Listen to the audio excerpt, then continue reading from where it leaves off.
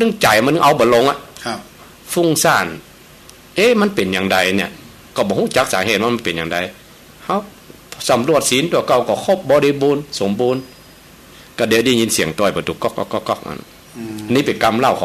องหลวงปู่นะเปิดขึ้นเทศหลายเตื้อผมได้ยินหลายเตื้อแล้วก็พอเปิดประตูมาเน้นน้อยมาบอกตุลุงบนห้องไปกุฏิกรรมนี่หรอตัวเจ้าตัวนี้ก็คล้องผ้าคล้องอย่างไปก็ไปกราบอันตู้อย่างนั้นพ่อนั่งสมาธิเนาะแต่ตัวเจ้าโอ้ใบสาคุอันถึงวันถึงวันก็นั่งใจสงบพิจารณาธรรมเนี่ยก็ได้หมดใจสงบวันนี้บอกหูจักสาเหตุนั่งมันฟุ้งซ่านมันถึงเอาคมใจถึงมาลงเอาอย่างใดก็ได้ถึงมาลงครูบาก็เลยจี้มาว่าเธอปามาเท้าข้างน้ำทานเดี๋ยวเจ้านะปัดโทษได้อันหนักอันไปเซาะอันเอาอันขางข้าวตอกดอกไม้มาตัวเจ้าตัวนี้จันยงอ่ะเนาะไปก็ไปเซาะอันข้าวตอกดอกไม้ใส่ขันมาก็ขอขมาตุลุงเขาได้ปีกไปนั่งใจสงบหนิ่มอย่างเก่าบอกฟุ้งซ่าน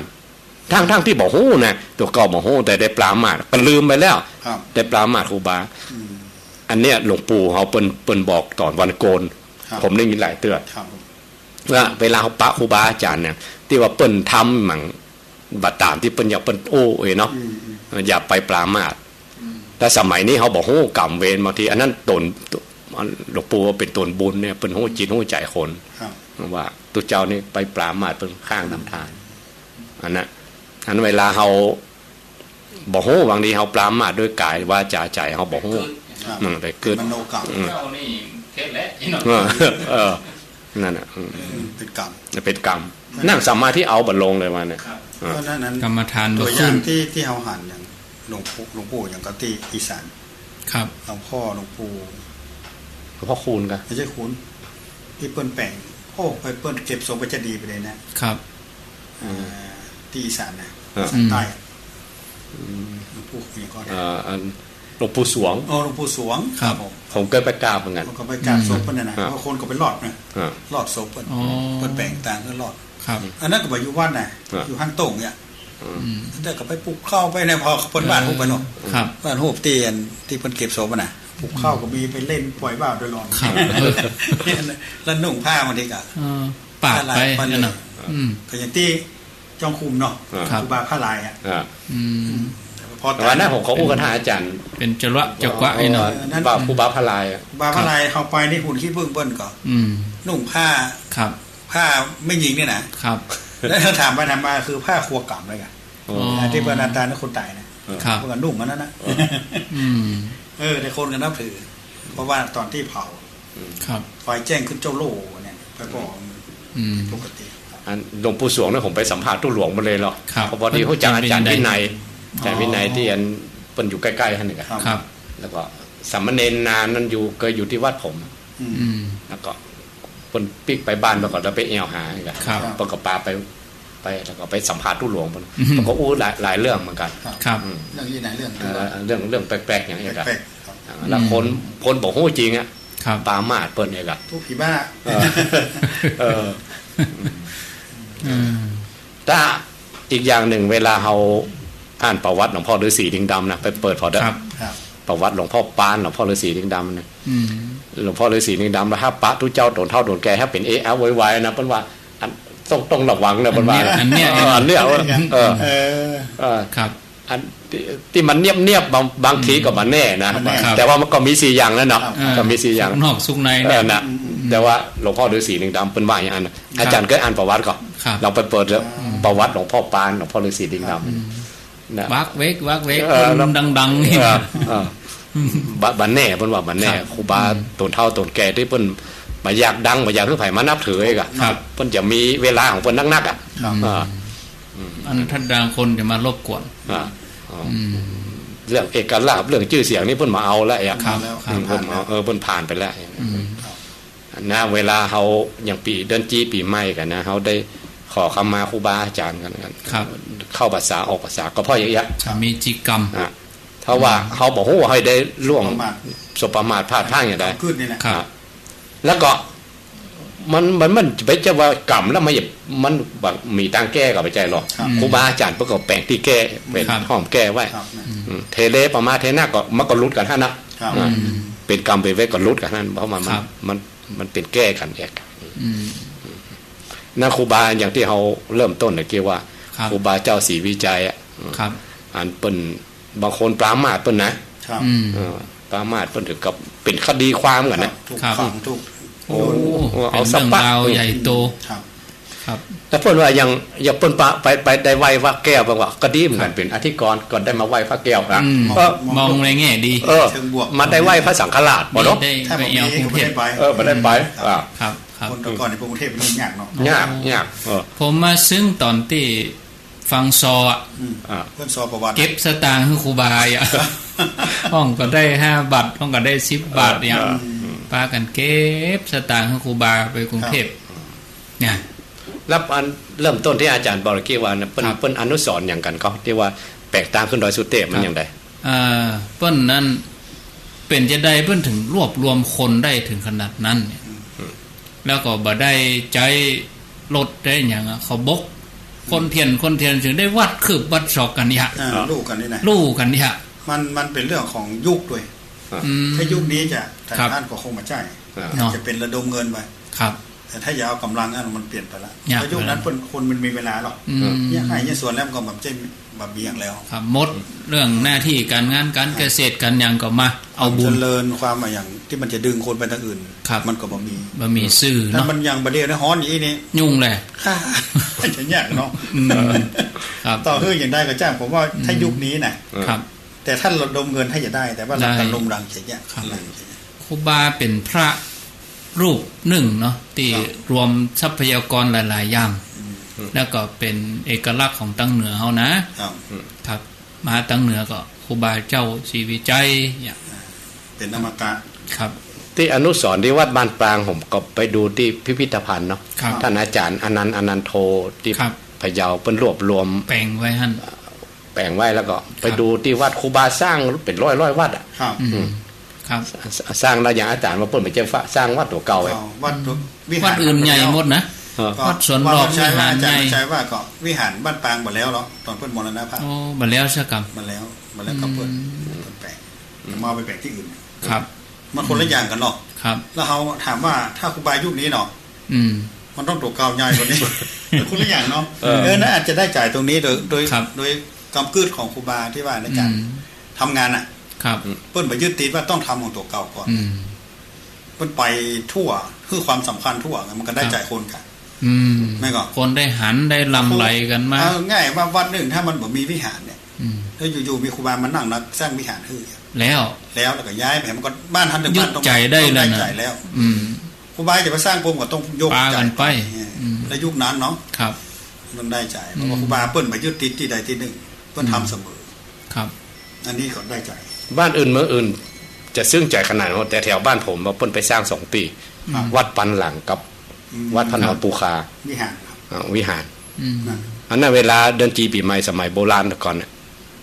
ครับรุ่นพ่อรุ่นแม่ผมนะปะเตียวล่องตรงไปเตียวกันล่องหลายกิโลเตียวไปไหว้พระเตียวไปไหว้พระนอนแม่ปูคาเนี่ยมาขึ้นรถขึ้นอย่างนะคนเฒ่าคนแก่วันปากปีนี่เนี่ยจำได้นะเขาแรกปีใหม่วัดวาอารามออกไปมันพอถึงวันปากปีเตียวกันข่าวเพื่ออ่ะล่องตรงไปบ่แล้วที่เปิ้นกำหนดอย่างโดยขึ้นโดยสุเทพเลยเนาะเปิ้นกำหนดว่าโสดาบันสกิทาคายะไปขึ้นนี่คือยุคครูบานี่กะเปิ้นแปลงวัดไว้น่ะแปลงวัดไว้กำหนดไว้ว่าโสดาบันมาหมายที่ไว้กะตั้งแต่เปิ้นแปลงวัดศรีโสดาก็คือโสดาบันเนี่ยสกิทาคากับวัดผาลาดมันล้างไปแล้วเปิ้นมาบูรณะทีหลังนี่วัดอนาคาที่อันศูนย์ไฟป่าอนาคาก็มีที่ศูนย์ไฟป่าขึ้นบนดอยสุเทพก็แบบวัดอรหันต์ตาหมายที่ไปแล้วอ๋อครับแต่ว่าวัดอรหันตานี่เป็นเจ้าครูบาสร้างนะเป็นพระมีอยู่แล้วมีหั่นอยู่แล้วแต่บ่มีตางขึ้นไปมันคนละยุคถ้าลองยุคนี้ลองไปหมายเอากันครับมาให้เดือดร้อนในยุคมันเปลี่ยนยุคนั้นได้ที่ครูบาจะไปแปลงวัดบนม่อนดอยนี้มันมีปัญหา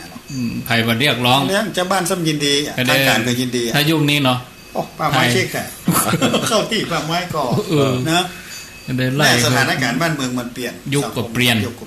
ครับคนที่ตั้งใจทำดีอาจจะถูกลดทอนลงครับแม่แต่พระพุทธองค์เหมือนกันพระองค์ก็ตรัสไว้เหมือนกันนะถ้าคนอายุต่ำกว่า100 ปีพระองค์ก็บอกมาคนมันจะเดือดร้อนเรื่องกินเรื่องว่าเรื่องหู้นักนะกะเป็นไอเลี่ยมกับนักอ่ะบุญมันและเทคโนโลยีเนี่ยก็จะนักแบบเนี้ยกะมันได้แต่พระองค์ก็บอกมาและเกิน100,000 ปีครับอายุยืนเกินพระองค์ก็บอกมาเพราะว่ายาวล้ำมันมหันต์อันนี้จังมหันต์ตุกนุ่มมีท่านเป็น100 ปีเนาะครับอันนักวิทยาศาสตร์สมัยนี้เขาบอกคน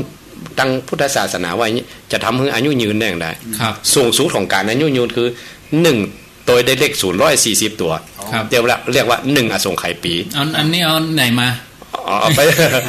ไปดูมุนีนาถของหลวงพ่อพระพรหมโมลีมีหันมดแล้วก็100 ปีไม่ลดลงปี100 ปีลดลงปีจนถึงอายุ100,000 ปีช่วงนี้เนี่ยพระพุทธเจ้าอย่าบังเกิดขึ้นในโลกต่ำลงมาจนถึงอายุ100 ปีต่ำกว่า100 ปีก็ประมาณละยุคเขานี่กันยุคเขานี่มีพระพุทธเจ้าและเกินขึ้นไป100,000 ปีก็บ่มีเพราะว่าคนมันสบายล่ำอาหารอันนี้จังถ้าตุกล้ำก็บ่ดีเพราะมันจะเมาแต่ทำมาหากินช่วงที่คนที่สบายตั้งโลกตั้งธรรมเลยช่วงตั้งแต่ช่วงอายุ100 ปีขึ้นไปถึง100,000 ปีช่วงนี้จะมีพระพุทธเจ้าเป็นกฎเป็นเกณฑ์เลยนะเป็นกฎของพระพุทธเจ้าเลยว่าจะมาในช่วงอายุเท่านี้เกินกว่านั้นก็มาต่ำกว่านั้นก็มาในยุคพระพุทธเจ้านั้น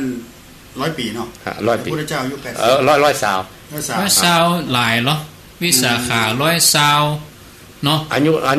ยุคนั้น100 สาวครับน่าเป็นคำปอนได้ประเดี๋ยวอย่างว่าอาจารย์เลยอาจารย์ว่าอย่างยุคนี้มันเปลี่ยนไปแล้วสถานการณ์มันเปลี่ยนคนจะทำดีในยุคนี้จะขึ้นได้ใจหรือได้กำลังนั้นมาได้ครับก็ขึ้นง่ายอย่างครูบาขึ้นดอยสุเทพจะแปลงถนนเนี่ยสมมติยังมีถนนนะมันจะต้องเรื่องราวใหญ่โตเลยแหละป่าไม้ใกล้ๆต้องอุทยานเนาะเดือดร้อนวุ่นวายนะครูบาจะทำได้เต็มดังใจนี่ได้ละยุคนั้นเปิ้นยอมกัน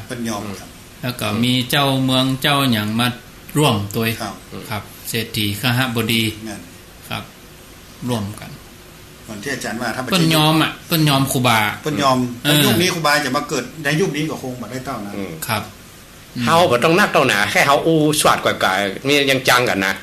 ยังหลวงพ่อครูแล้วไม่โคกหัวโคกูเป็นมึงนะชอบเฮาบ่ต้องว่าไม่โคกหัวอู้สวดบ่ได้ก็เกลียดเลยตู้นี่บ่ายเกลียดเลยก็มาซ้ำมันถ้าว่าโคกหัวเนาะบ่ต้องว่าโคกหัวคำอู้สวดบ่ได้นะแล้วครูบายิ่งกว่านั้นอีกอ่ะครับถ้าอู้ถึงเรื่องการดูชัยภูมิเนาะครับครูบาเพิ่นเก่งขนาดไหนครับอันพูดถึงสมัยนี้อย่างวังพระเจ้าอยู่หัวสุมาเด้อเนาะวังพระเจ้าอยู่หัวภูพิงก็ไปตั้งที่ดอยหม่อนนั่นน่ะนะครับแล้วก็สมเด็จย่าไปตั้งวังก็วังโดยตุงครูบาก็ไปสร้างโดยตุงอ่ะครับถ้าอู้ถึงเรื่องชัยภูมินี่นะครับจะเป็นชัยภูมิของฮ่องเต้ครับเป็นเป็นฮงจุ้ยเนาะอันนั้นอำไปมันอย่างกับหัวแต่ว่าจะสร้างวังที่ไหนระดับปรมาจารย์ทุกสาขาก็ต้องไปพอแล้วฮ่องเต้เนาะพระเจ้าอยู่หัวเนี่ยแล้วก็ต้องดูสปะดอยทั่วภาคเหนือมันมีสักกี่ม่อนยังไปตั้งที่วัดครูบาแปลงก่อนถึง2 ที่เขาเนาะกำกันครับครูบาดังประเดี๋ยวลงไปแปลงขึ้นกันเดี๋ยวป่าไม้เคิดก่อนเลยทีเลยจะไปห้อมนี่ไปโพสนี่นะได้ละต้องผ่านขั้นตอนนะยุ่งแล้วเนาะจะมีอันที่ไม่สอดที่อาจารย์เล่าเคยเล่าที่เพิ่นเป็นเจ้าคุณในป่าเจ้าคุณน้ำลิเขาเล่าสักหน่อยที่อาจารย์ไปเล่าตอนก็ใช้วัดศรีโซดานี่ครับเป็นเจ้าคุณองค์แรกของกะเหรี่ยงนะที่ได้เป็นเจ้าคุณเพราะแบ่งถนนนี่หรอครับเปิ้นเนี่ยเดี๋ยวใดเปิ้นแบ่งถนนคุดตั้งแต่2 ยางมาเชื่อมอำเภออมก๋อยระยะประมาณหลายกิโลครับถ้ากันนั่งอู้เพราะเปิ้นเป็นสาธรรมกับท่านอาจารย์วรรณชัยเนาะเป็นเลเฮียนธรรมจาริกเหมือนกันแรกๆคูดนี่เอาของแรกหรอมาปลากระป๋องนี่กันคนมาช่วยเนี่ยคือคนจะบ้านบนดอยมาช่วยกันคูดครับก็แจกของเป็นเกลือเป็นยางไงกันแล้วก็ทีนี้ขอไปดังไงตะกอนพระธรรมกายเนาะครับ เจ้าคุณนี่แปลกขอเกลืออย่างอื่นก็บ่ขออื่นบ่ขอ พอเกลือไม่ว่าเกลือเนี่ยมาแจกให้เจ้าบ้านใจตั้งแต่อันมาจนเริ่มเป็นรายวันก็บัตรไหนอะครับแต่นั้นต้องใจเงินใจของอยู่แต่ได้จ่ายเพราะว่าต้องการสร้างถนนให้คนโดยเอาคนขุดครับอันนี้ก็อย่างเปิดเกิดว่ามันเนื่องต่างลำบากแต่ว่าสองค่าช่วยคนทหารตัวครับแล้วประเด็นนี้ก็ถนนพวกกับทะลุให้แต่ต่างการก็พัฒนาตัวก้นเพิ่นนะครับแต่ต้องใจแห่งคนใจแห่งคนบนดอยขุด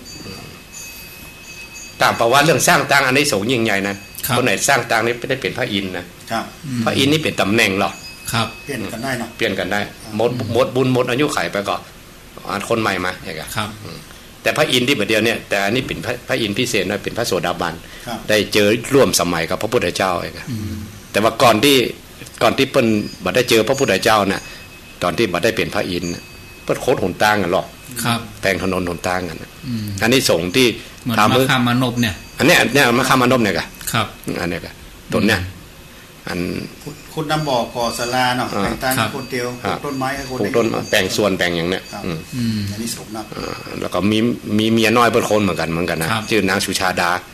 ก็ผัวเนี่ยก็แล้วไปกันได้ก็ย่องก็แต่งเนี่ยก็แล้วขนาดเนี่ยตรงแล้วนางสุนันทาสุจิตตาแล้วก็สุธรรมานี่เป็นแปลงกันหรอกมาเป็นศาลาก็สุธรรมานี่แปลงป้ายไปไหนติดศาลาแล้วสุนันทากับสุจิตตานี่เป็นแปลงส่วนแปลงน้ำบ่อแปลงอย่างช่วยกันนี่ครับ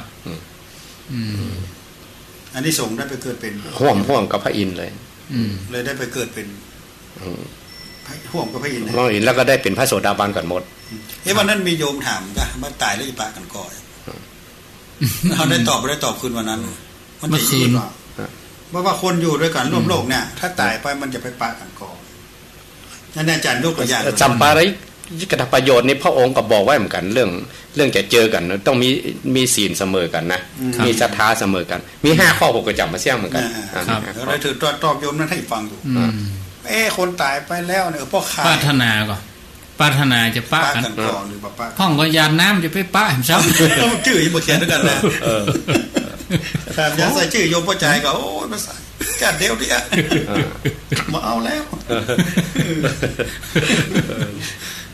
ยังมืออ่ะเวลาปั่นปอนอ่ะอยากเจ้าคนเดียวขันจะจังกระลิงกระลาดแล้วกระลิงกระลาดจะน่ายกับขนาดด้วยเนาะเพราะนั้นจะป้ามีโอกาสอยู่เนาะมีครับแม้แต่พระพุทธองค์เขาเนี่ยตอนที่เป็นสุเมธาดาบทปรารถนาต่อหน้าพุทธเจ้าที่ปังกระสัมมาพุทธเจ้าอันพระนางพิมพานี่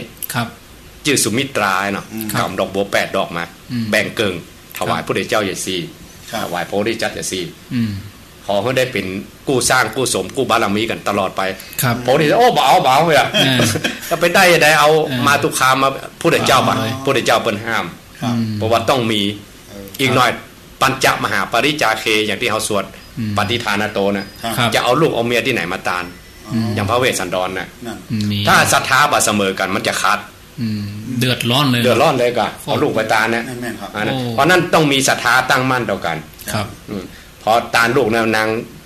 งอันพิษนางอย่างก็นางมาทีก็สาธุตัวอ่ะนับเปิ้ลสร้างร่วมกันมาเอามาตองพออย่างเวลาเปิ้นประชุมชาดกเนี่ยที่พระองค์ไปเกิดแต่ละจาติเป็นเดรัจฉานห้องเป็นอย่างห้องมาประชุมชาดกก็ได้ป้ากันแฮมนะได้ป้ากันเกือบกู้จาติเพราะมีศรัทธาเสมอกันเจ้าทั้งคนนั้นเกิดเป็นนั้นเจ้านี้เกิดเป็นนี้ทั้งบริวารทั้งนั้นที่ร่วมกันแล้วก็คนตั้งหลายหมู่นั้นกับปิกมาเป็นพุทธศาสนิกชนเนาะในหอดจัดนี้แล้วคนทั่วไปธรรมดาถึงวันที่อยู่กินด้วยกันนี่ก็มีโอกาสที่จะปิกมาเกิดเป็นร่วมการแหมหรือว่าไปปลาในภพภูมิอื่นอย่างเช่นว่าไปเป็นเทวดาด้วยกันโดยเป็นตัวมนุษย์ด้วยกันนะกระมูเนี่ยด้วยหลักวิทยาศาสตร์ก็น่าจะแม่นเพราะว่าเป็นอย่างเซลล์ยีนน่ะพ่อแม่ลูกสืบเชื้อสายสืบพันธุ์กันไปแต่โดยจาดจันนี่มันก็อย่างหนึ่งครับอย่างที่ว่าอย่างเท่าอู้กันเริ่มต้นว่าครูบาเจ้าศรีวิจัยเพิ่นปรารถนาพุทธภูมิกับแน่ที่พุทธบริษัททั้งหลายที่ตั้งมั่น ใจซื่อไปถึงครูบาปรารถนาร่วมกับครูบาเจ้าครูบาลงมาเกิดมาสร้างบารมีเจ้าหน้าก็จะเป็นพุทธบริษัทในสมัยนี้ครับสาธุ4 โมงจะได้เปิดสาย5 นาทีเนาะโอ้ญาติโยมก็จะเหนียวแน่นอยู่กะก็ว่าจะได้ไฟดับตะกี้ไฟดับตะกี้จะหายนี่ไปที่ไหนก็ว่าจะได้อยู่จ้าจะโทรมาก็เดียวจะเตรียมโทรศัพท์เมื่อญาติโยมเขาโทรมาที่เบอร์0998366322โทรศัพท์มาจะทำปัญหาจะอู้จะสนทนาก็ขอเจริญปอนเข้ามาที่เบอร์0998366322เจริญปอนรับสายอยากไหว้สายเจ้าขันพระครูเจ้าทั้ง3 รูปนะเจ้าจากที่ไหนในเมืองนะเจ้าจากในเมืองเจ้าประแดดในเมืองเจ้าฟังแล้วเป็นจะได้พ้องชัดเจนดีเจ้าตะกี้ดับไปกรรมอยู่ประแดดสีจะฮ้อนได้จะฮ้อนขนาดนั้น 2-3 วันเนี่ยจ้ะไม่แม่ไปอยู่อย่างประแดดเนี่ยมันอยู่ประห่มก็บ่ชื่อเกิดแม่ก็อยู่ประแดดนะเจ้าน้ำหันแมงแม่แดดก่อนแม่แต่ก่อนมันมีหรอถ้าแมงแม่แดดออกเนี่ยมันฮ้อนเนี่ยแมงแม่ฝนเนี่ยมันตัวสีดำน่ะมีอยู่เจ้าแต่ก่อนน่ะเนาะจ้ะไม่แดดแม่ฝนน่ะเดี๋ยวมันก็หายไปแล้วเนาะเนาะจ้ะประเด็นเรื่องมีจักจั่นแล้วนะเจ้าจักจั่นพุ่นบ่มาเลยมั้ยลมพะอย่าปัดลูกตังไรหล่อบ่มาเจ้าตอนนี้พุ่นวายเลยแม่ดักแต่หมดละมีจันอย่าไม่สาถึง3 รูปนะเจ้าคณะเจ้าเจริญปอนเจริญปอนจากตังใดบ้านมาจากบ้านแม่บ่อุ้มครับแม่บ่อุ้มแม่วางคนนานจันเลยคนนานกะครับปั้นน้ำต้นอยู่กะพิศนาเหมือนกันแท้คนนานคัดน้ำต้นอยู่กะเพิ่นว่าแน่คัดน้ำต้นถึงเรื่องปฏิปทาอู้ถึงเรื่องครูบาเจ้าศรีวิจัยเนี่ยพ่อนานจันพ่อจะนึก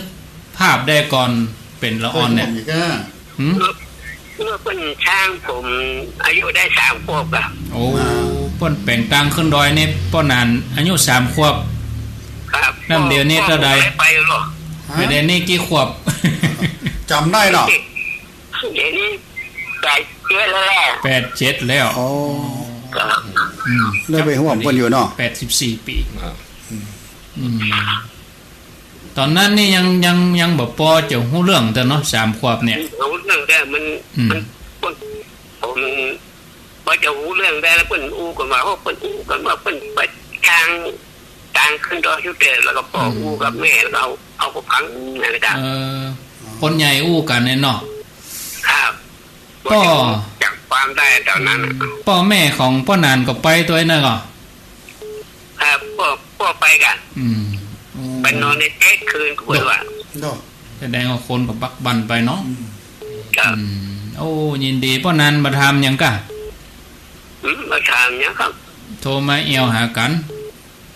นึกภาพคนนั้นคัดน้ำต้นพื้นแห่งทุกเจ้าพระครู3 ตนอยู่ที่ไหนก็เอาหมูเรื่องเดียวนะอยู่บ้านแห่งกับหมูเนาะนั่นน่ะน่าแกนึกภาพออกเลยอ่ะแกพ่อนานโทรมาน่ะต้องนั่งคันน้ำต้นนั่งคันน้ำต้นพื้นเหือนนั่นน่ะยินดีเนอะสาธุเพราะนั้นจันเจริญปอนสายต่อไปไหว้สาเจ้าท่านพระครูอันนี้ก็จันไหมแหมใต้การเป็นได้มันนี่สไลด์ก่อนวันที่จริงจันเนาะจันหนักเนาะจันนักพ่อจันแม่จันมันมีบนฟ้านะฮะมันเอากันนายจันนางจันไอ้แหละเจ้าแต่มันมีสร้อยหรอตัวตายเลยมันหลายจันต้องไม่สร้อยแม่ได้ยินนั้นแม่ได้ยินหมอนอูนาอยู่ที่ปลายนะถ้าไปสร้างต่างนะผลซ้ำเข้าผลหาบเข้าเอาเอาหอมเอาห่ากับพี่นี้สมัย มัยนั้นเนาะเข้าไปเอาข้าวสารไปนอนแฮมแกมมือบ่าวสาวคนที่ไปแล้วว่ะไปหมดแล้วว่ะดกของเขาได้แฟนหลายคนหนุ่มคนกำไปหมดเนาะหน้ากาหมอนนะอยู่ได้10ปลายหมอนก็ไปจะเบิ่นอยู่เนาะนั่นโอ้ดีแล้วก็น่ะมันสมัยได้สมัยนั้นมันมีงานทำอ่ะเนาะว่างกันลูกว่างการว่างงานตรงแล้วหน้าแล้วก็ปลาก็ไปเป็นหมูนะเดี๋ยวจะกันนึกสิ่งนึกใจอ่ะโอ้สาธุเนอจ้าอนุโมทนา0998366322สายที่4เจริญปอนไว้ตาเจ้าจากดังใดอยู่คัทเดียหนองจ้อมเลยสันทรายเจ้าอ๋อหนองจ้อมสันทรายว่าจะได้โทรมาให้กำลังใจตั้ง3ตัว3องค์นะเจ้าฟังกันมาเมินละกะฟังมาเมินนะเจ้าโทรบัดนี้สักเตื้อจะสักเตื้อฮ้อนมาสันทรายฮะโทรมามันกันแต่บัดนี้อาจารย์ฮ้อนก็บ่ได้นี่วันเจ้าอยู่ในห้องแอร์ฟังยังเป็นก้าฮ้อนเจ้ากับบรรลุใหญ่เจ้าจะอยู่ห้องแอร์เจ้าอยู่ข้างนอกยินดีโมทนาเนอร์ไปสาเจ้าสาธุสายต่อไปน้องจ้อมสันทรายไปว่าสันทรายไปสาเจ้าจะลุงอยู่ที่ไหนอยู่แม่ห้าเงินดอยสะเก็ดเจ้าแม่ห้วยเงินอันสมัยตะก้อนได้ยินพ่อเปิ้นตายอายุ80เนาะเปิ้นอู้ตอนนั้นแม่ยังเป็นสาวจิริเปิ้นอู้เรื่องครูบาเจ้าศีลธรรมเนี่ยนะเจ้าตอนนั้นพ่อเปิ้นอายุสาวเปิ้นอู้อ่ะแล้วก็เจ้าก็ถามอีกพ่อพูดได้ไหนสมัยตะก้อนเปิ้นเรียกว่าตนบุญนี่เหรอเปิ้นลือกันว่าตนบุญมาสร้างถนนแล้วทุกสิ่งพ่อเขาก็ปากันไปเปิ้นอู้นะเจ้าแม่อายุเท่าใดอ่ะตอนนั้นเจ้าก็ได้สัก11 12ปีเดี๋ยวนี้แม่ได้71แล้วเจ้าเดี๋ยวนี้นะ70ปลายเจ้าเปิ้นแสดงว่าไปกันตึงเมืองเนาะเปิ้นไปเปิ้นลือกับว่าตนบุญมาเลยพ่อปกติพ่อหยังไปถามพ่อก็ได้มิดพกเสียแล้วก็เอาข้าวเอาหยังแม่อย่างแม่นะว่าที่น่ะเอาข้าวสารหยังไปจ่วยกันนึ่งกินกันพวกไปจ่วยกันเที่ยวกันทางไงเจ้าเปิ้นมีแค่ว่าตนบุญน่ะเจ้ารถกระจายเสียงก็บ่มีเสียงตามสายก็บ่มีเนาะวิทยุก็บ่มีเจ้าวิทยุก็บ่มีเพิ่นก็ลือกันเนี่ยเพิ่นก็ปาปัดปันบางคนว่าละคือลูกคือเต้าอยู่กับเมียอยู่กับบ้านกับจองอย่างปากับไปช่วยกันนะเจ้าได้บุญน่ะได้บุญกุศลแท้เนาะเจ้าอย่างดังฟังชาติดีน่ะเจ้ายินดีเด้อเจ้าไหว้สาเจ้าตุลุงฟังเป็นประจำเจ้าต่อไปเจริญปอนเจ้าไหว้สาเจ้าจากที่ไหนจากในเมืองเนี่ยเจ้าในเมืองนี่แถวไหนในเมืองเชียงใหม่ตังมัน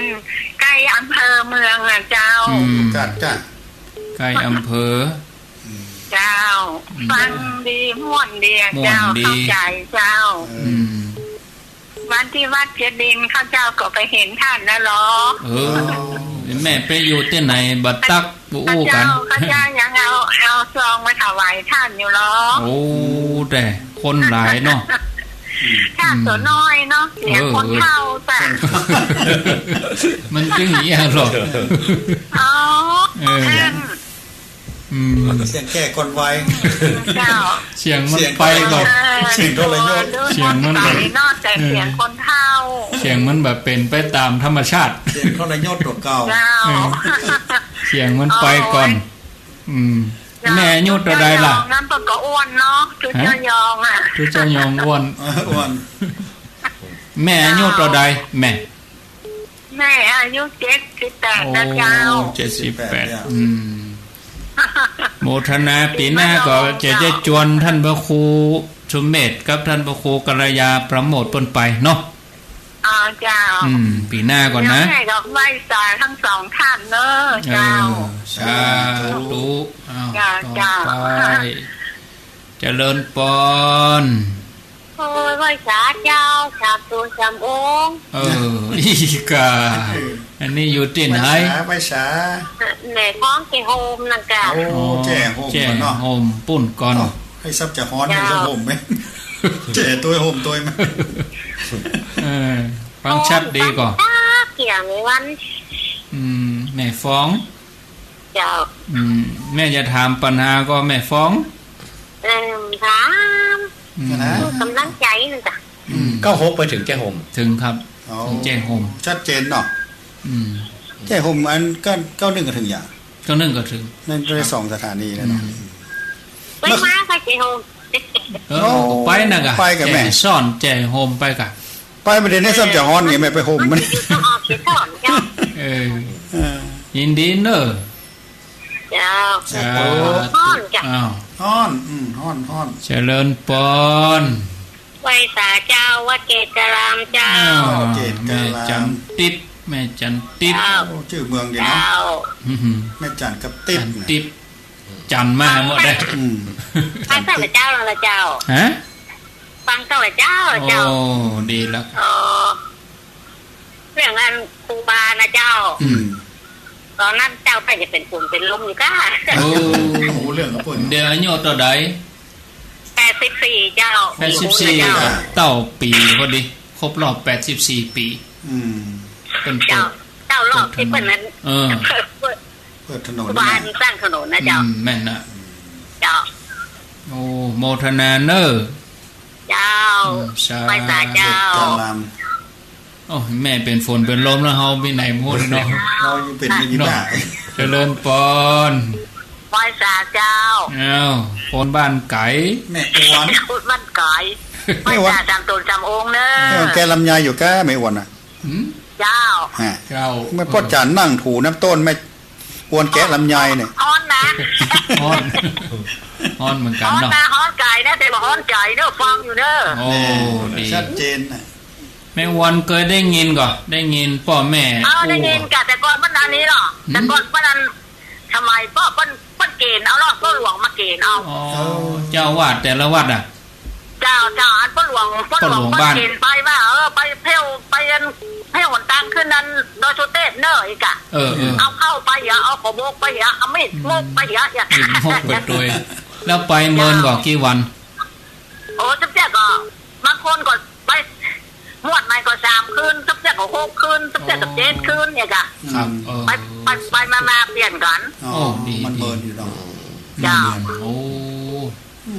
ไม่วันเนาะไม่วันมีไหนไม่วันมีไหนตอนนั้นวันยังน้อยอยู่กะน้อยอยู่เนาะน้อยอยู่เดี๋ยวนี้จะเหรอ30เท่าไหร่87อ่ะ87โอ้ถ้าคนรุ่น90ไปได้ไปเนาะถ้าเลย90ปานนี้ได้ไปเป็นละอ่อน87แม่วัดเกตตะกี้84จ้าโมทนาเนอต้องถามแม่รุ่นมา80 90ไปครับ90ไป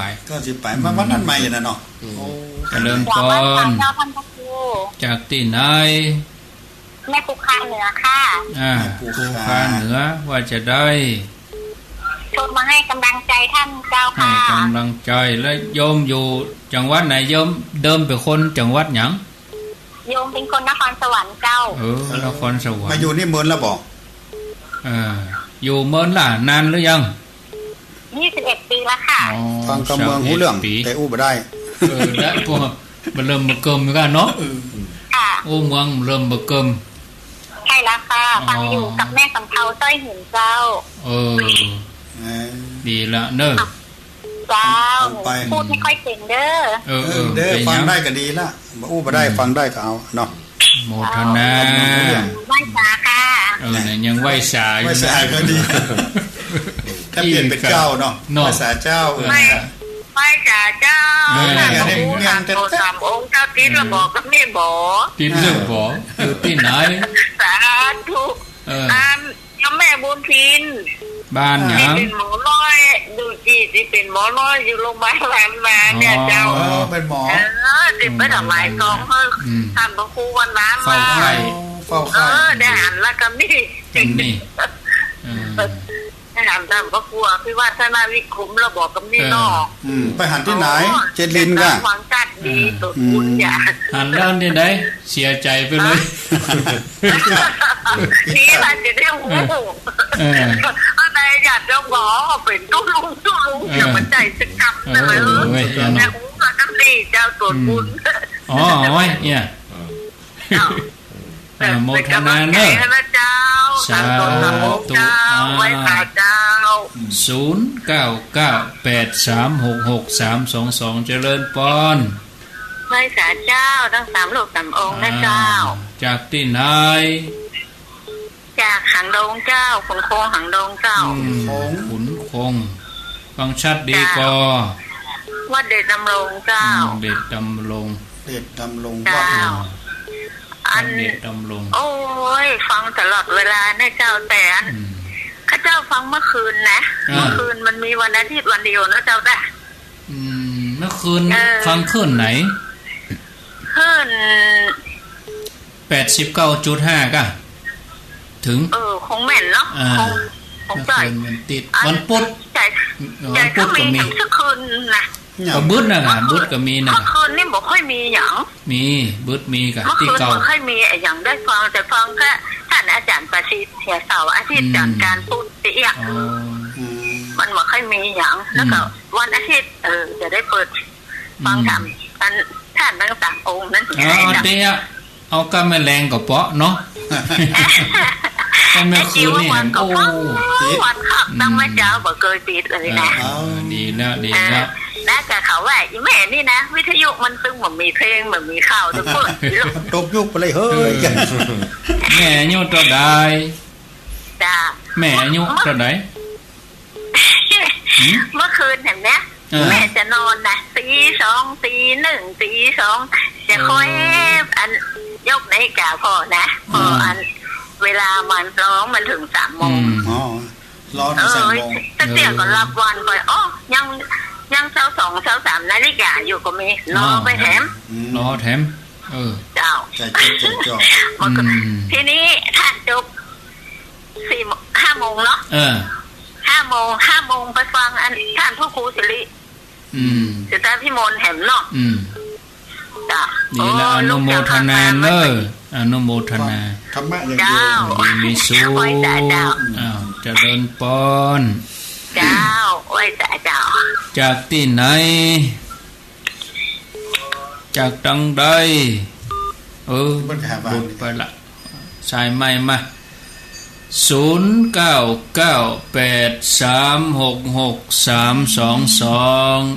เอาเหียสาวสายแล้วก็4 โมงครึ่งก็คงจะพอดีแล้วก็ได้พักเนาะสนทนากันไปมีคำถามก่อนเจริญปอนเนอเจริญปอนติดแล้วยังเคลื่อนบ่ใครชัดเนาะดังโลเอาใหม่อยู่ที่ไหนหน้าเฮียนดาราเจ้าหน้าหงเฮียนดาราโอ้ในเมืองปุณรูนี่เฮียนดาราแม่วัดเกตท่านกะ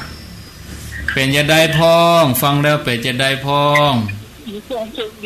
มีความสุขดีจะทำก็เข้าใจดีเนาะเข้าใจดีจ้ะโอ้แต่ในความถามมันค่อยมีละเพราะมันเริ่มเข้าใจโมทนาเนอสายต่อไป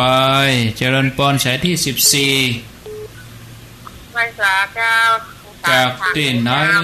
จากทางใดแม่อยู่เทพเสด็จโอ้เทพเสด็จโดยสเก็ตปูน่ะได้ยินชัดดีก็ชัดดีแม่เคยถามนี่นะเจิญใจดีตลอดนะถามแม่ได้เข้าลูกแม่อยู่โรงพยาบาลประสาทอยู่จันทร์5เนาะตอนสัก5 โมงเนี่ยลูกแม่ก็อาพาธก็เป็นนักของจันแล้วก็แม่ได้ยินเสียงสวดฟังไปฟังมากับเสียงดังยาสวนดอกฟังไปฟังมาไม่รู้จักดังวัดสวนดอกเวลากี่โมง5 โมงเจ้ากะ5 โมง แรงเจ้าถ้าฟังไปฟังมาผมรู้สึกเสียงบนฟ้าบุญเนี่ยเป็นจะได้ตัวเจ้าแม่อยู่บนตึกอ่ะแม่อยู่บนตึกจันหยังจันห้าเจ้าจันห้าอ๋อเจ้าหงยาสวนดอกน่ะไม่ได้ยินเสียงนะแล้วไงว่าแม่ไปแล้วแม่ว่าบางใหญ่ในสักสี่แม่ตอนนั้นลูกแม่ก็ปิ๊กไปอยู่โรงพยาบาลสวนดอกเดือนซึ่งแม่ก็ไปเฝ้าตลอดตรงนี้ไทยสวดไทยยังสักอย่างเสียงสวดนั่นมันลูกตำใดนายไทยหูเอาทำใจนี่ตลอดนะก็ได้2 ปีแล้วนะแม่ยังหมดแล้วแล้วเดือนยังมีอยู่ก่อนหรือว่ามีก้าเฉพาะตีวันนั้นมีวันนั้นวันเดียวอย่างสวดเยอะยาของอย่างนั่นดีก็ถ้าแม่ฟังตั้งใจฟังก็เสียงไก่ถ้าแม่ก็ฟังแม่เมาเนี่ยอย่างเสียงไก่มาอยู่กับเพลงหูน่ะอ่ะอ้าวเดี๋ยวรอฟังอธิบายในวิทยุเนอะแม่แน่ใจว่ามันใจตัวเจ้าบนสวดออกลำโพงนะวัดไก่วัดหิมบนสวดทำวัดเย็นว่า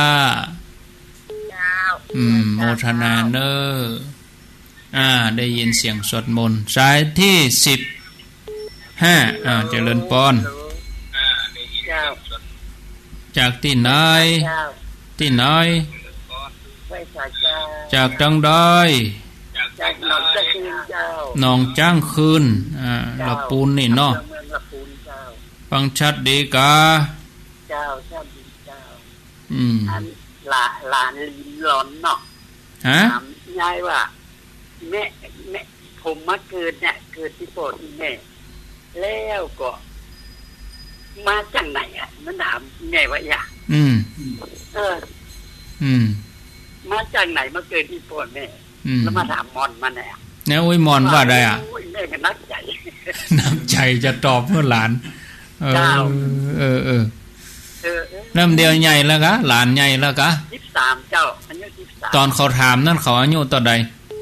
บัดเดียวเนี่ยเจ้า13เนี่ยก็หาถามนี่เนาะเราอ่อนเขาค่อยฮู้เนาะเจ้า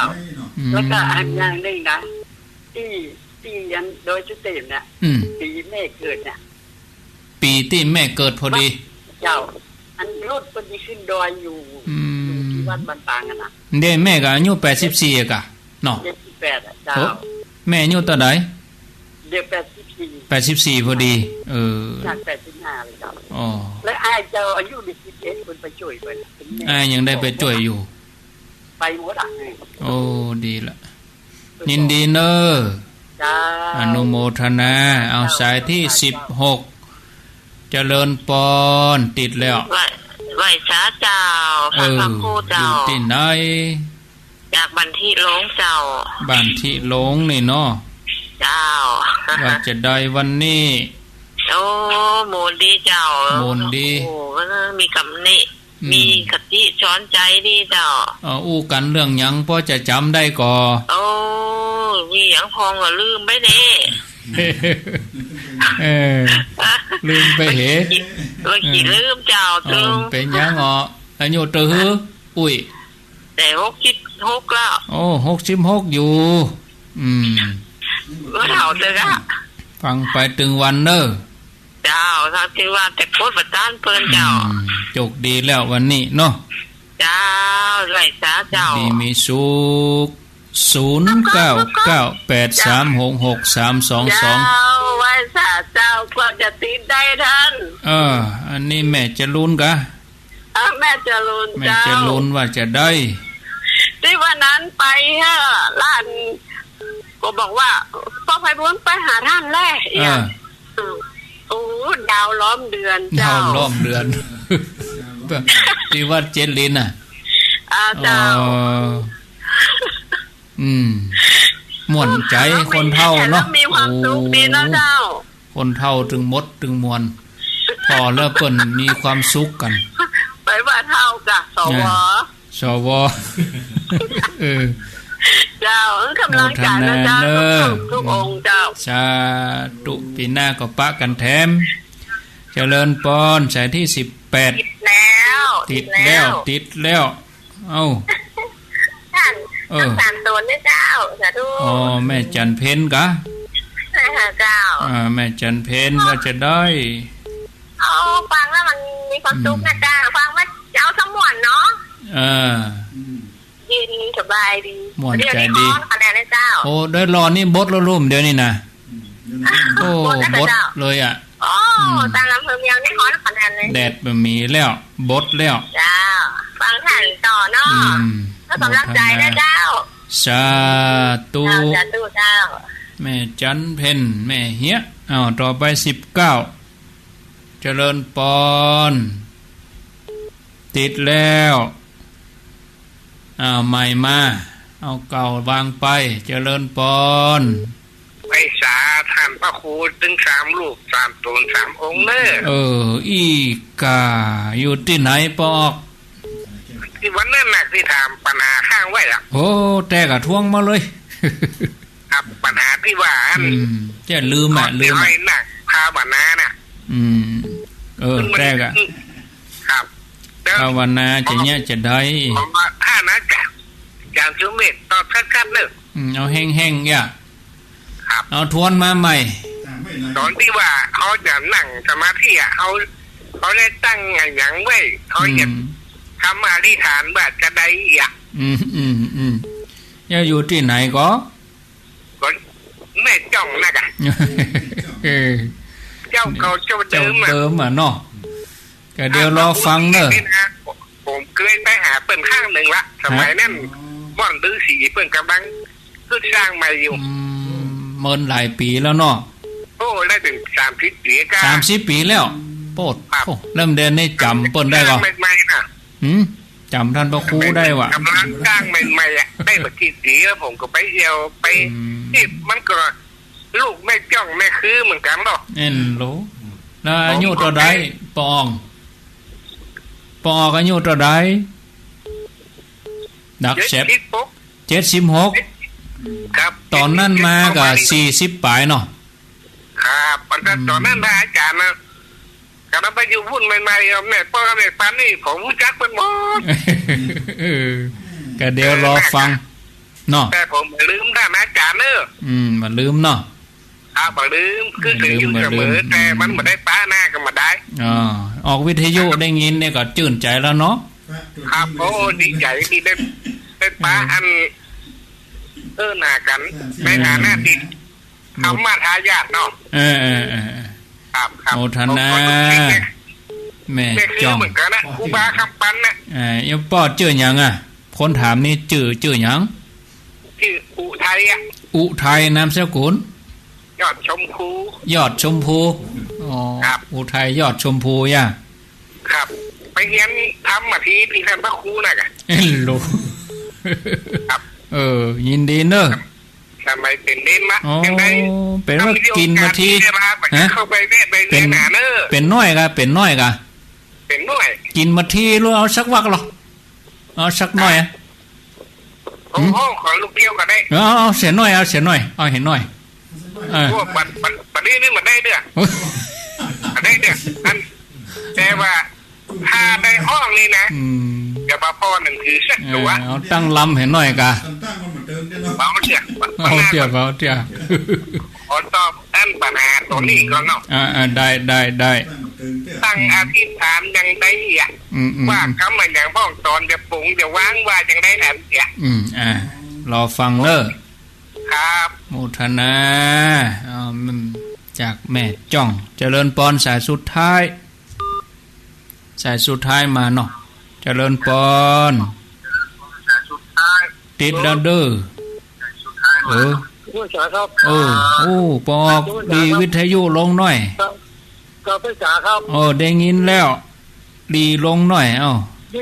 ยินป่ะครับฮะนี่ก็การไปจ๋าครับได้ยินกะที่ผมรู้ข่าวของถามท่านผู้ว่าเขาการเนี่ยการอย่างนี้ที่จะเป็นเพศเป็นผีนะครับการแบบใดครับจะเป็นเพศเป็นผีแล้วบางคนที่ประเทศบางคนว่าเขาแบบนี้คิดเสียหน้าที่เขาที่คล้องอยู่นี่เป็นเพศเป็นผีเป็นนกเป็นลูกกระแกเป็นลูกเขาไปจับหลังงานเลยจับอย่างเป็นห้องผมครับจิตใจห่วงคล้องเลยเนาะ ครับแล้วมาคัดครับว่าเขาการไปแล้วเขาบอกว่าที่เขาเคยที่ผมเคยการมาว่าการไปเที่ยวกันการเห็นว่าเดี๋ยวจะไปเที่ยวกันแต่สาระไปเที่ยวกันแต่สาระสิ่งอย่างที่สิ่งอย่างเนี้ยเขาคิดถึงการเขาคิดถึงนะเขาชื่นชมอยู่เสมอเนาะแล้วเขาบอกขึ้นการเขาจะหรือที่ประจานเขาใหญ่ๆอ่ะ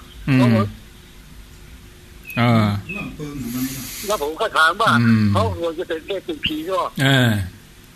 ตีดอยู่กับของตีดเฮาตานท่านน่ะนี่ก็นี่เขาแล้วมันคัด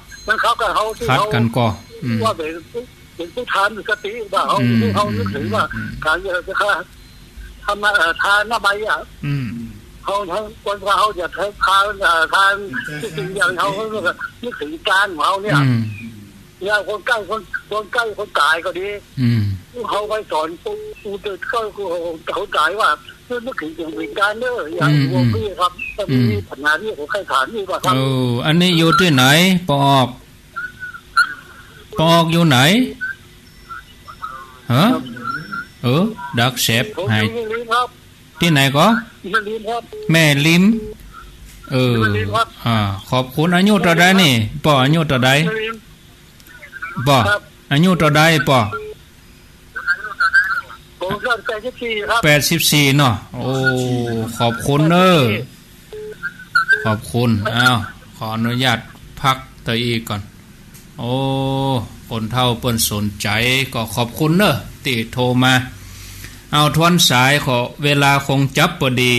16:38 นาที4:38เฮามีเวลาอยู่ด้วยกันแถมประมาณ20กว่านาทีอันนี้ปลาแดดสายที่1สายที่2แม่วางป้อนันจันน้ำต้นคัดน้ำต้นไปตวยฟังธรรมะไปตวยสายที่3แม่จันตาการสายที่4หนองจ้อมสันทรายสายที่5แม่ห้วยเงินโดยสะเก็ดสายที่6ในเมืองอายุ78แล้วสายที่7แจ่โฮมแจ่ซ่อนสายที่8เกตกาลามแม่จันติบสายที่9แม่อ้วนโดยหล่อที่10ปูคาเหนือสันกำแพง11โรงพยาบาลล้านนา12ขุนคงเดชดำรงบ้านเป้าอินทรนะกะเป้าอินทองเดชดำรง13หน้าโรงเรียนดารา14เทพเสด็จโดยสะเก็ดอันนี้อู้ถึงเรื่องเสียงสวดมนต์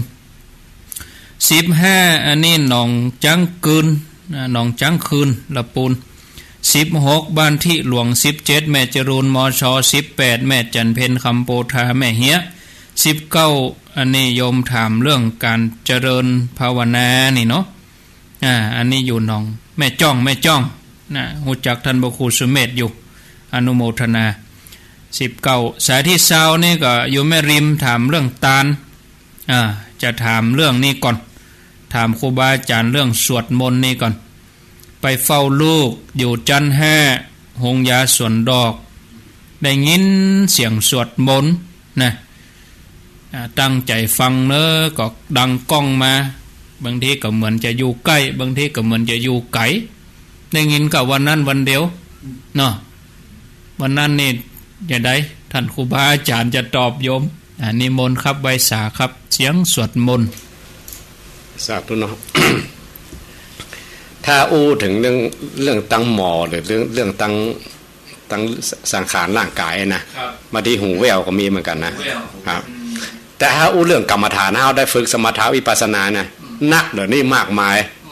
จนบอกแป้จนต้องก้อนกำหนดขว้างอ่ะมันจะมาตั้งอายตนะทุกทางรับตาได้ภาพมาแล้วเลยโอภาโสโอลาโลโอภาโสโอภาโสแปลว่าแสงสว่างมาก่อนแล้วโอลาโลแปลว่ามันมากมายมันจะมานับสปะภาพอ่ะของแสงสว่างมาเกิดขึ้นในธรรมจักรนะครับมาตั้งตาก็มีมาตั้งหูก็มีเสียงในแม่แล้วมาตั้งกลิ่นหูดังก็มีมาตั้งสัมผัสเขาเหมือนกับเขามากำเขาอีกก็มีคลำมาลูกมีก็มีใจจะมีสปะสำนักกึดเนาะมันจะมาทุกอายตนะครับเอาไปจนเขาเอาบอกแป้ มันอย่ามานักนี่บล่ำมาเหลือเองมาอยู่ติ๊กมาอยู่ติ๊กแล้วเอาอย่างเขาจะเอาอันใดเป็นที่เปิ่งก่อนนึกถึงคุณพระพุทธเจ้าพระธรรมเจ้าพระสังฆเจ้าว่าสิ่งมูลนี้มันถ้าใจสงบแล้วมันจะมาครับเหมือนกับเขาไปกวนน้ำคุณๆน่ะน้ำขี้ตะกอนมันอยู่นะเขานึกว่าใจเอาใส่แล้วนะครับที่จริงขี้ตะกอนมันเยอะแยะมากมายครับเวลาใจเขาสงบลงไปเขาไปกวนมันเขาจะกำหนดถึงมันเสี่ยงเองอะเขาจะขัดเกลาถึงมันเสี่ยงอ่ะมันถึงฟุ้งขึ้นมามันถึงมีสปะสเปดครับเต้าอี้ยังน้อยไปยังมีแหมนักโอ้นักมากมายอันนี้แค่เสียงนะถ้าคนทำกรรมฐานมันมาถึงตาหูจมูกลิ้นแล้วเอาจะเอาตันว่าเขาจะกำหนดตันเอาก็มุ่งต่อพระพุทธเจ้าพระธรรมเจ้าพระสังฆเจ้าเขามุ่งตรงไปทางพุทธบัดได้สนใจมันถ้าไปแว่ไปม่วนหั่นเหรอก็ตึกหั่นน่ะเนาะตึกหั่นน่ะตึกหั่นครับแต่ว่าอันเอามูนี่เอามาเป็นประโยชน์ได้นะครับมาเป็นประโยชน์ว่าอันเอามาเป็นอายตนะภายในครับมันมีตั้ง11ตัวกันนะถ้าเขาสวดอภิธรรมนะครับอติตาปัจจุปันนังอัจฉตังวาปหิทวาโอลาคิกังวาสุขุมังวาหินังวาปณิตังวายังทุเรสันติเกมีตั้ง11ตัวสิ่งที่มันจะมาเนี่ยมีตั้ง11ตัวถึงอดีตถึงปัจจุบันถึงอนาคตมีภาพภายนอกภาพภายในภาพไกลภาพละเอียดภาพหยาบมีสปะครับตาก็มี11ตัวนะนั่นหูก็มี11ตัวกันนะเป็นอย่างเป็นอย่างเพราะนั้นอายตนะ6เนี่ย11คูณ6เข้าไป66ตัวกัน6อย่างเอามาอย่างใดวันนี้มาอาจารย์สวดได้ก่อนอติตาปัจจุบันนังสวดอภิธรรมสวดอภิธรรมอดีตปัจจุบันอนาคตอดีตปัจจุบันอัจฉตังวาคังไงปหิทวาโอราลิกังวาสุขุมังวาหินังวาปณิตังวายังทุเรวาสันติเกต11ตัวตึกยังทุเรสันติเกต11ตัวครับ11มันจะมีสปะถึงหยาบถึงละเอียดถึงใกล้ถึงไกลครับถึงอดีตปัจจุบันอนาคตเฮาบ่ต้องกังวลหยังกะบ่ต้องกังวลมันเป็นธรรมดาที่ว่าเวลาเขาทำกรรมฐานนี่มันเป็นกฎแน่นอนที่ว่ามันต้องมาแต่ว่าแม่นี่มันบางทีเขาสวดมนต์เขาสวดมนต์หรือเขาไหว้พระหรือเนี่ยใจเขาสงบเนี่ยมันจะมาแวบๆครับเขาบอกถ้าทำแต่จำนักถ้าเข้าคอร์สปฏิบัติจริงๆโอ้สำนักครับแต่รักครูบาอาจารย์ถึงว่าไว้ก่อนเวลาให้เข้ากรรมฐาน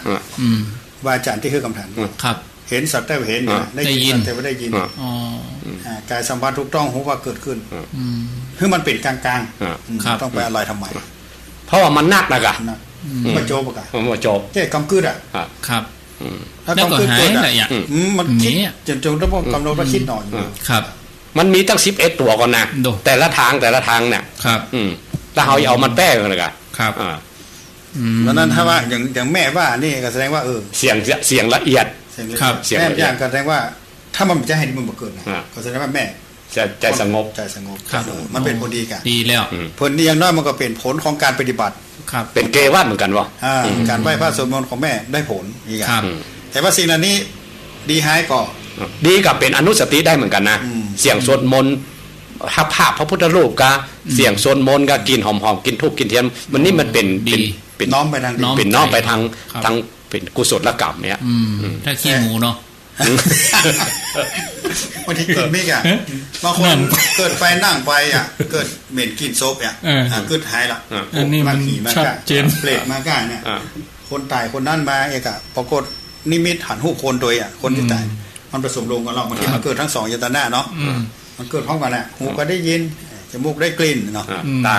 ก็หันเนี่ยตาในหันเนี่ยมันผสมกันทั้ง3อย่างถ้าว่าสติบดีเนี่ยที่คำว่ากรรมฐานแตกคือถ้าไปฝึกมันมีครูบาอาจารย์แก้น่ะมันจะนึกว่าจริงจังกะศิษย์ต้องมีครูเพราะนั้นแต่ละวันเนี่ยถ้าคนทำจริงๆต้องไปสอบอารมณ์เนาะแก้ฮือวันนี้นั่งแล้วเป็นจะได้ถ้าครูบาอาจารย์หันท่านนี่อ๋อเห็นต้องกำหนดว่าเห็นเนาะแต่บางคนอายตนะมันนี่บอกเกิดแบบนี้นะแต่มันไปอยู่ใจพวกมีแต่ความรู้สึกอย่างเดียวก็มีสำนักมันต้องมีถ้าบ่มีแสดงว่าเขาทำแบบจริงมันต้องอย่างใดอย่างหนึ่งถ้านั่งแล้วบ่มีอย่างเกิดขึ้นเลยนี่ไม่ยากแต่ครับลองพอลองเอาเต็งพอเห็นเต็งดูแต่มันมีกรรมหนึ่งครับเพียรเผากิเลสให้เราร้อนนี่กันอันนี้กันเนาะอันนี้อาตาปีสัมปชัญโนสติมาอาตาปีแปลว่าอันมากับ เล็กบนวานเนาะ เผาเล็กแดงๆ เผาเล็กแดงๆเขาอย่าตีเป็นภาชนะอย่างก็ได้เป็นเครื่องใจไม่ถ้าเล็กบะแดงเนี่ยถ้าบะเผาเนี่ย มาได้ มันตีไม่ได้มันแข็ง ใจเขาเหมือนกัน ใจเขาเหมือนกันต้องตีมันจนอ่อนนั่นกัน ตีด้วยกันที่วันเดินจงกรมหลังสมาธิ เอาจนมันโยม จนโยม จนโยม จนสภาวะเราได้ปรากฏที่มันบ่เคยได้ยินต้องได้ยิน อายตนะพวกนี้มันจึงจะมา11ตัวแล้วก็ทุกอายตนะ บางอันใดอันหนึ่งนะ มันต้องมี ครับ กี่ตัว11แล้วคูณ6อ่ะ66ตัว ครับ มันยังปีติมีแหมนะมาคนให้มานะสื่อมีแหมอยู่คนพ้องอย่าง ต้องไปเข้ากรรมฐาน ตัวโยกตัวโค้งมีแหมนะ จะได้อู้กันแหมยาว แต่ ถ้าเอาอู้เอเดียเป็นอวดอุตริมันไม่ใช่อุตุน มี อวดนะมันมี มีในแบบ แล้วมันก็บัดเจ็บเกินวิสัยที่แบบเกิดเกิดแน่ถ้าไปทำจริง ครับ อันนี้มันก็ถ้าว่าทำมาจริงก็สงสัยแต่ว่านี่มันเป็นเครื่องพิสูจน์แม่ว่าผลของการปฏิบัติมีจริงถ้าเราทำจริงแล้วมันเป็นตัวรับรองผลการปฏิบัติของแม่ว่าถ้าคนมาทำจริงมันเกิด ครับอ้าวต่อคำถามน้องจ้างคืน ได้ยังไง ผมมาจากไหน หลานอุ้ยกัน อุ้ยกับเลยมาถาม อุ้ยมา เจ้า อุ้ย สัก กับ คำ โอ้ยลูกไหนมา คือไปอ่านภูมิวิลาสินีของหลวงพ่อพระพรหมมุ ก็ นี จะเอามาเดียวเนี่ยนะเหมือนการยาก อันบละเอียด อ๋อ ละเอียดอันไปอ่านหลวงพ่อ เอาง่ายๆที่เข้าใจอุ้ยจะถาม เอา ตอบ มา หลาน เดียว มาแร เนี่ย ก จะ เนี่ย เอามาเดียวเนี่ย หลานมาท่าอุ้ยจะตอบง่ายๆจะ ถ้าที่พระองค์บอกว่าเฮาหมูจากต้นจากปลายเฮายังมีกิเลสมาจากไหนกันก็บอกฮู้ว่า เป็นมาอีหมดแล้วเป็นอย่างอีมาเมินแล้วแต่เกิดเวียนวนกันอยู่ในคอกเนี่ย ไม่เหมือนนั่นธิดาช่างทองหกถามนะกะเนาะ พุทธเจ้าน่ะมาจากไหนกูฮู้แล้วจะอุ้ยตอบมันได้เด่นนี่อุ้ยก็ลูกที่แม่คิงมาอันนี้มันจาดเดียว แต่อูตามหลักพระพุทธศาสนานี่มันยาวแล้วก็ต้องตอบหลานว่าลูกเขยในความเชื่อในพระพุทธศาสนาต้องมีกันมันเวียนว่ายแต่เกิดมาเมินแล้วที่ไฟที่มามันเป็นอีมาเมินเนี่ยมันเหมือนจะก็เป็นคนยังเปลี่ยนกันไปมันเปลี่ยนบางทีอาจจะเป็นซักสิ่งหิ้งห้อยมันก็มีตายเวียนเกิดหลายภพหลายชาติอุ้ยกับมันกันอุ้ยกับเพราะมันทนก้าวคนหลังเขาแล้วลึกมาได้ครับนี่ตัวแยกอะแล้วก็ลูกที่ไหนมาอุ้ยยังบอกว่าลูกไหนมาเอาลักกรรมอธิบายได้ก่อนเวลาเราอ่อนถามเนี่ยเอาลักกรรมอธิบายก่อนลูกไหนมาโอ้มันก็เป็นไปตามกรรมตามเวรเนอะเนี่ยบางทีถ้าอู้หมูนี่มันก็ลอยมันเป็นความจำได้ใหม่โลกมันแบบเข้าถึงจิตถึงใจครับแล้วเนี่ยจะได้อะไปทำกรรมฐานมันแบบไปอ่ะไม่เอามันจะเอาตอบคู่มันเป็นเหตุเป็นผลนี่ก็เอาตามเนี่ยก็ลอยนี่ก่อนมันแน่นเตื้อมันแน่นเอาในเวลาปัจจุบันนี้เอาอย่างที่อาจารย์แวบไปหาที่ดาช่างทองหกเนาะผู้ใดเจ้าไปถึง3 ปีก่อนนะไปแล้วก็แก๊สห้องนี่3 ปีอะไปโปรดนางเนี่ยไปโปรดนางเนี่ยไปโปรดละปิกมาคนอื่นดึงเมืองปุ่นมาทำกันสักคนนะนางนี่คนเดียวนางนี่คนเดียวอ่ะครับท่องอีก3 ปีเป็นละอ่อนนุ่มตัวน่ะถ้าอู้หนึ่งสมัยนี้ว่าบางทีว่าบุญเขายังบ่ถึงเด้อเขาลองเพียรแล้วสัก3 ปีแล้วเขาบ่มเขาละบ่ม3 ปียังหัวบุกหัวมันเนี่ยเนาะว่านทีทิศอ่ะมันมกอยู่พุ่นนะฝนตกมาถึงออกอ่ะต้องเพาะบ่มที่ดาช่างทองหกขนาดเจอพระพุทธเจ้านะครับเทศครั้งแรกยังบ่ได้นะแบบปิ้งเดี๋ยวแบบปิ้งเดี๋ยวแบบพวกเดี๋ยวอันนี้อุ้ยไปตอบหลานเนี่ยประเดี๋ยวเนี่ยขนาดที่ดาทั้งทองหกจะเป็นพระอริยเจ้าเป็นยังบ่ม3 ปีกันนะว่า3 ปีกันดอกเป็นไปตามกรรมอุ้ยบอกว่าเรื่องนี้มันละเอียดอ่อนเนอะลูกอุ้ยหูเต่าที่หูว่ามันเวียนว่ายแต่เกิดมาเมินแล้วแต่ถ้าสู่เขาเนี่ยเห็นหูสู่นุ่มไปหรอกลองไปถามครูบาอาจารย์หรือหางสื่อมาอ่านที่เกี่ยวกับเรื่องเนี่ยมันต้องมีอีกอ่ะถ้าจะเข้าใจขึ้นแล้วจดไว้ก็ได้ภูมิวิลาสินีครับเขียนไว้หลวงพ่อพระพรหมโมลีปรริญญา9 วัดยานนาวามันโค้ดหาได้ต้องใจเวลาถ้าเราอ่อนสนใจแต่สนใจจริงๆต้องปฏิบัติกู้ไปตัวเนาะถ้าอยากจะพูดถึงจิตถึงใจจริงๆต้องปฏิบัตินั่นย้อนไปกี่ปีบันแน่บางคนมันว่าเพราะว่าพอใจเป็นสมาธิเนี่ยมันกรอเทพได้เนาะบ้าไว้ใจว่าไปกำหนดรูปกำหนดหันตัวเก่าเป็นเลยครับเป็นมูเป็นม้าเป็นทรัพย์เป็นสิ่งเป็นเทวดาเป็นเศรษฐีข้าบดีเป็นยาจกมีทรัพย์ครับกับมันเป็นเคยถามหลวงพ่อจำเนียนเหมือนกันนะพ่อว่ามันไปพ่ออย่างนั้นมันไปขยะวันๆครับขยะหมายถึงว่าเสียเวลาไปเสียเวลาเป็นขยะไปมันก็ไปพ่นโกดังเก่าๆหลวงพ่อมันผ่านไปแล้วมันผ่านไปแล้วที่จัดที่พวกอยู่มันนักครับมันหน้าพ่ออย่างเนาะมันเกิดไปแล้วมันดับไปแล้ว อนาคตก็บ่ครึ่งกังวลเนาะครับเอ้ามาที่นี่แม่จ้องนี่แม่จ้องนี่ถามท่านพระครูสุเมธนี่แหละเรื่องการปฏิบัติภาวนาให้จะได้ก่อนภาวนาเขาจะตั้งอย่างใดภาวนาแล้วเขาอธิษฐานอย่างใดมีกรรมมีว่าอย่างก็อันถ้าเป็นว่าศิษย์ต่างครูอาจารย์ต่างวัดครับแต่ละวัดหรือแต่ว่าครูบาอาจารย์เพิ่นจะมีสอนกันนะแต่ละสำนักเนาะแต่ถ้าเอาบ่เอาอย่างแต่ว่าเขาบัดได้กรรมอย่างขอเฮือว่าอรหังนะโมตัสสะอิติปิโสแล้วขออาราธนาคุณพระพุทธเจ้าพระธรรมเจ้าพระสังฆเจ้าอาราธนาอย่างทุกครั้งก่อนทุกครั้งดังนะโมขอว่าวิชาใดที่พระองค์สอนที่ครูบาอาจารย์ประสืบกันมาที่เอาเฮียนมาอ้างเอาคุณพระรัตนตรัยก่อนจะไปทำด้วยตัวเราเองครับบัแจ้งวิชาของเราวิชาสมาธิแล้วเวลานั่งแล้วเหรออธิษฐานจะได้เขาก็กำหนดอย่างก็ตามที่เขาเฮียนมาจะเอาอย่างเอาที่ง่ายที่สุดนะพอลมหายใจเนาะพอลมหายใจพอที่ไหนมี3-4ตีก็มีหลายตีนับเขาก็ได้ที่เป็นสากลง่ายๆสากลดูดังเข้าออกดูที่ต้องฟองหนอยุบหนออยู่ที่ต้องหรือไล่ลมเข้าไปลมเข้าลมออกหรือนับเอาได้หมดนับวิธีนับมันมีหรอกนับจะได้1เข้า1ออก1เข้า1ออกนั้นนับถึง5นะ2เข้า2ออก3เข้า3ออก4เข้า4ออก5เข้า5ออกถึง5แล้วมันนับ1ใหม่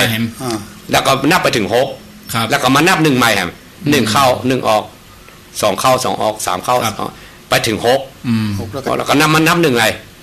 ไปถึง7ก็มานับ1ใหม่เพิ่มขึ้นไปถึง10เข้าถึง10แล้วก็ปิ๊กมาใหม่เข้า1ออก1เข้า2ออก2เข้า3เข้า3เข้า4ออก4เข้า5ออก5ครับเข้าถึง5แล้วพอละเรามานับ1ใหม่ถึง6ครับจะถึง7ถึง8ถึง9ถึง10พอถึง10แล้วก็มัน1ใหม่1ไปถึง5ครับอย่าต่ำกว่า5ถ้าต่ำกว่า5จิตมันเป็นสมาธิถ้าเกิน6มันอย่ากังวลเรื่องตัวเลขเอาละแค่5ไปถึง10ครับอันนี้วิธีนับเดี๋ยวอยู่ที่หูดังนี่บัดต้องมีเหตุผลอย่างนักพอโหลมหายใจว่ามันเข้ามันออกก็พอละพอเสร็จเรียบร้อยแล้วโดยข้าพเจ้าได้ดูลมหายใจกายคตาสติที่พระองค์ได้สอนไว้ขอคุณพระพุทธเจ้าพระธรรมเจ้าพระสังฆเจ้าปกป้องคุ้มครองรักษาก็อธิษฐานไปแผ่เมตตาคือข้าตัวเก่าแผ่เมตตาคือสรรพสัตว์ทั้งหลายแล้วข้าพเจ้าขอปรงขอวางแค่นี้เนอะจบแต่สิ่งที่เกิดแน่นอนคือถ้าเขาเริ่มฝึกใหม่จิตที่เขาพยายามตั้งว่านับ1นับ2ก็ดีนะมันต้องแวบไปแวบมาเดี๋ยวโซดไปเกิดที่อื่นเขาพยายามมาตั้งใหม่ถ้าพ่อเอาตัวนี้มันต้องอะไรทำไมหรือว่าได้อย่างเตื้อพ่อจะได้เรื่องวิริยะบารมีคือความตั้งใจขันติคืออดทนสมมติพ่อว่าจะทำสัก5นาที10นาทีนี่เป็นสัจจะและขันติว่าเจ็บแข้งก็ทนอยู่เอาดีก่อนได้วิริยะได้ขันติได้สัจจะนี่นะอย่างอื่นเอาเตื้อครับเวลามันฟุ้งซ่านอย่าไปตัวมันหลวงปู่มันบอกเหมือนกันนะครับมันกำงัวมันไปหลงป่าอย่าไปตัวหามันเขาอย่าซ่อหามันปะตั้งเขามาตั้งเขาไปดูที่หนองน้ำเลยเดี๋ยวมันปิ้งมาไปกินน้ำมันมันมากินลมหายใจลักไปอยู่ตั้งหน้ารอมันเทียบอีกอย่างหนึ่งว่ามันกับอันงัวมันแบบเกยเจือกมันลึงแล้วมันเป็นงัวป่าไอ้กะเขาก็ปักลักเอาเจือกมัดมันจะดิ้นเนอะดิ้นจะไปให้เจือกปุ๊ดคือมันมันถึงอะไรคือมันดิ้นก็ดิ้นไปลักนี่คือลมหายใจเจือกนี่คือสติงัวนี่คือจิตที่มันหล่นไปหล่นมาเอาเข้าถ้าเจือกบอกปุ๊ดเดี๋ยวก่อนสติเขาบอกปุ๊ดเลยนะมันจะโยมมันหิวมันหลงมันปอดก่อนเป็นงัวปันลักเนาะอยู่ที่ฮะนะเอกเอาจนมันโยมเพราะนั้นเป้าหมายเนี่ยมันจะมานั่งแล้วหันนั่นหันนี่อย่างตีปุ่นว่าคิดไม่ได้เนอะได้ยินเสียงพิเศษได้หันไปบัดใต้บัดต้องบัดใจเป้าหมายเบื้องต้นนี่ก็คือจิตมันมีที่ตั้งมันนิ่งที่มันบอกแปกขึ้นโน่นขึ้นนี่ต่อไปมันมาเฝ้าอยู่กับลมหายใจเนี่ยได้5นาที10นาทีก็อย่านิ่งแล้วมันจะเกิดความสงบเนี่ยเพื่อว่าความสุขเนื้อความสงบไม่มีคือตัวนี้คือสงบภายในได้ว่าจิตมันบักขึ้นไปอย่างอื่นนะพอจิตที่สงบเนี่ยมันจะเหมือนออกกำลังเนี่ยเขาต้องดิ้นถึงจะได้กำลังแต่ว่าจิตที่นิ่งมันจะมีกำลังแล้วมันจะไปปั๊บความดีงามอย่างอื่นหมดอ่ะบางทีอธิบายมันเป็นคนที่ขี้มิ่งขี้โคตรคนมันจะพับของคนอื่นมาหัวเปลี่ยนไปได้ไงมันต้องงัดข้อกันน้อยเขาปล่อยมันมาเมินมันปล่อยป่าเมินแล้วมาเท่าแล้วมาวันแล้วก็เขามาเงียบมันจะดิ้นใช่ ไม่ได้ก็ต้องอาศัยกุศแก้ว3ประการอาศัยความเพียรถึงว่าถ้าทำจริงเพิ่นเอาชีวิตเป็นเดิมพันถวายพระพุทธเจ้าครับชีวิตนี้ถวายพระพุทธเจ้าเฮานั่งนี่ปุ๊บมาถึง5นาทีเฮาลุกเฮาจะตายก็ยอมเนี่ยต้องคิดอีกครับใครเป็นต้นแบบพระองค์เป็นต้นแบบนะครับตอนนั่งใต้ต้นโพอ่ะแม้แต่กระดูกเลือดเนื้อนี่จะเลือดแห้งหายไปเฮาก็อย่าบรรลุว่าปานนั่นเลยนะสัจจะเอาเลยอ่ะครับแต่เขาบอกถึงปานนั่นเขาก็บอกว่า5นาทีครับ5นาทีก็ในป้อต้องตั้งกติกาก่อนสิ่งที่ยากที่สุดคือวันนี้เฮาได้ทำหรือยังถ้าว่าก่อนนอนเนี่ย15นาทีเนี่ยจังอู้เสมอว่าขอตัวเองได้ทำเป็นกิจวัตรเหมือนกับว่าวันนี้เฮาได้กินข้าวแรงทำได้อ่ะวันนี้เฮาได้ไหว้พระสวดมนต์เฮาจะมานอนต้องนั่งสมาธิต้องทำตามขั้นตอนที่ว่าอย่างน้อย15นาทีครับถ้าบังคับตัวเองอีกแล้วอันอย่างจะเกิดเนี่ยมันต้องดีแน่นอนแต่ที่สุดคือมันบ่ทำครับได้เล่าได้สัจจะบารมีนะสัจจะบารมีขันติวิริยะความเพียรที่เกิดมันมาด้วยกันเป็นหมู่มันตัวก้นเป็นหมู่เลยครับต้องเอาตัวนี้ก่อนบารมีหมู่นี้เป็นนามธรรมที่เอาไปตัวได้นะครับทรัพย์สมบัติจะก่อกองเรื่องถึงเปียงฟ้าไว้หมดละไว้ในโลกนี่หมดกองอกยกแต่หมู่นี้เอาไปได้อ่ะครับเอาอันยังอ่ะเนาะจะเอาอย่างไรอันนี้ของติ๊บแต่เนี่ยอันนี้กันถ้าปอบขึ้นจริงอ่ะทำจริงอย่างอื่นเขาได้มาแล้วแต่ว่าอันนี้เขาไม่ได้ทรัพย์ภายในตัวนี้แล้วมันยังมาสายเนาะถึงมันจะเท่าแก่นั้นทำฝึกได้นุ่มอยู่70 ปลายอยู่70 ปลายฝึกตอนอย่างน้อยเขายังมีความคิดอยู่หรือเขายังมีตัวที่เขาที่แค่ทำเนี่ยมันหายากในคนนะคน100 คน1,000 คนจะมาพูดเรื่องสมาธิมันน้อยคือตานคือได้อาจารย์จนไปนั่งสมาธิเนี่ยพ่ออย่างก็ถือว่ามันเป็นเรื่องยากแต่จริงมันเป็นเรื่องง่ายกว่าคือตานตานนี่ต้องไปแจ้งมาจะไปวัดต้องไปสวดหมายหรอกดอกไม้มีไหนข้าวน้ำมีไหน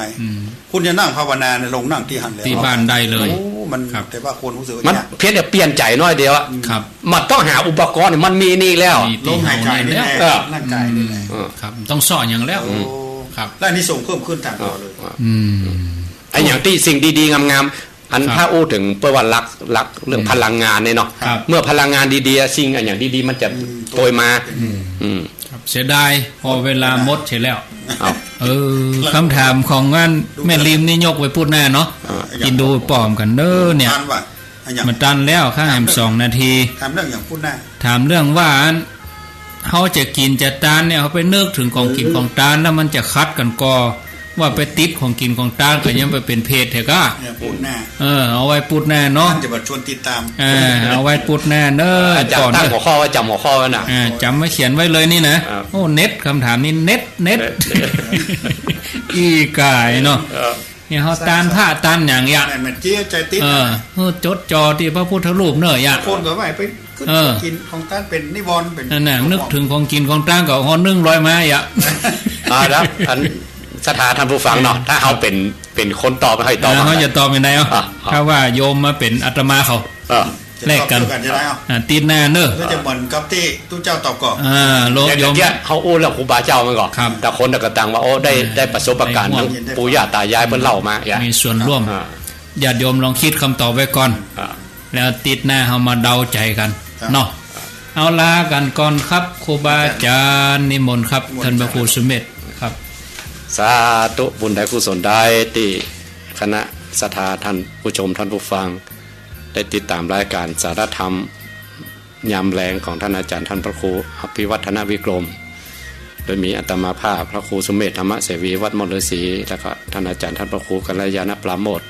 มาร่วมรายการด้วยกันก็บุญกุศลที่เกิดจากการฟังนี่ก็กำจูให้คณะศรัทธาทั้งหลายอยู่ดีมีสุขที่มากล้าคืนปรารถนาได้สำเร็จด้วยบุญกุศลด้วยกุลแก้ว3ประการสัพพพุทธานุภาเวนะโดยอนุภาพของพระพุทธเจ้าสัพพธรรมานุภาเวนะโดยอนุภาพของพระธรรมเจ้าสัพพสังฆานุภาเวนะโดยอนุภาพของพระสงฆ์เจ้าสัทธาโสธีพระวันตุเตก็ขอความสุขสวัสดีทั้งหลายจงมีแก่คณะศรัทธาทั้งหลายทุกคนเทอญ